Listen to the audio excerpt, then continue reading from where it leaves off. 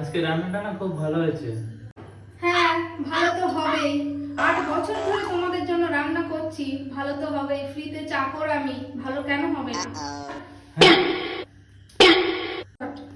শোনো না, important call, বেশি কথা বলো না, চুপ করো। হ্যাঁ, তোমার আর তোমার মায়ের জন্য তো 8 বছর ধরে চুপই আছি। কথা আর কই বললাম বলো? হ্যাঁ,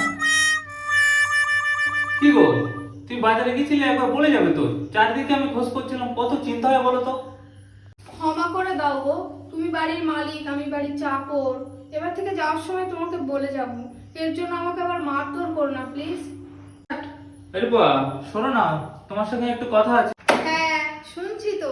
8 বছর ধরে তোমার কথা, তোমার বাবার কথা, তোমার মায়ের কথা, সবার কথা শুনছি। বলো।